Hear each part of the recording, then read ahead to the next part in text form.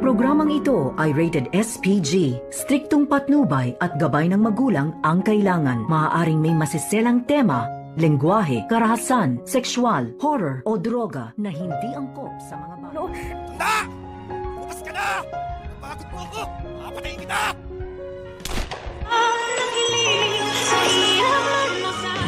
Narito na nga ang ating pakabangan ngayong Martes sa Abot Kamay na Pangarap. Sa wakas ay nakaligtas nga itong si Lynette dito sa humahabol ng mga magnanakaw. Subalit ay dito naman na tila pinagbibintangan ni Carlos Benitez itong mga nakasama ni Lynette at ito nga ang sina Aling Susan at Diyosa. At dito niya nga na sinisisi ni Carlos kay Lynette na kung bakit daw sila nilooban.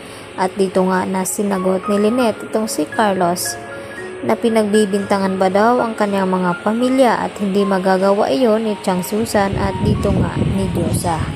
At tila unti-unti na ngang makikilala ni Lynette ang tunay na ugali ng kanyang asawa na si Carlos dahil saksi nga itong si Doc Katie na kung papaano iniwanan ni Carlos Benitez itong si Lynette sa gitna ng kapamakan.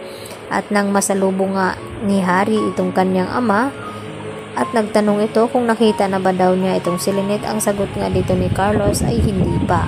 At nagsisinungaling nga itong si Carlos dito sa kanyang anak na si Harry. Dahil nang tanungin nga dito ni Harry itong si Lynette ay dito naman na tila bumibilib itong si Lynette kay Carlos dahil pareho daw silang matapang at nagawa ngang makipaglaban ni Carlos dito sa mga armadong mga lalaki. Kaya naisip dito ni Harry na bakit naman magsisinungaling itong si Carlos sa kanya. Ano nga ba ang tunay na tinatago ni Carlos sa kanila? Samantala, napaiyak na nga itong si Annalyn na tumatawag dito sa kanyang ina at ibinalita na kidnap for ransom nga ang nangyari dito kay Don Pepe dahil mapahanggang ngayon ay hindi pa rin nila ito mahahanap dahil naisahan nga sila dito ni Moira at Balahadja. At ito namang si Zoe ay tila naawa naman siya dito kay Don Pepe kaya nagawa niya itong tanggalan ng tali nang sa ganon ay magamot ni Zoe itong mga pasa na naidulot dito ni Balahadja kay Don Pepe.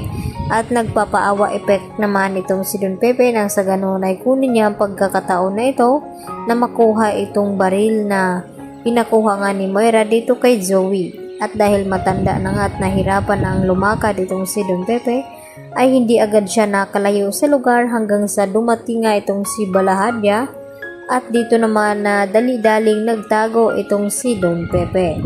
At dito na nasalubong ni Zoe itong si Balahadja at binantaan na sana raw ay huwag saktan itong kanyang lolo dahil sa matanda na nga ito. At dito naman na hindi may pangako ni Balahadja dito kay Zoe at sa gitna nga ng kanilang paghahanap dahil may dalangang baril itong si Don Pepe ay dito naman niya na mapipilitang gamitin dahil nagbanta itong si Balahadja na kapag makita daw itong si Don Pepe ay hindi daw siya magatubiling paslangin ito. Kaya bago maunahan itong si Don Pepe ay nauna na nga siyang pumutok at dito naman na hindi sinasadya na natamaan itong si Zoe at itong si Balahadja.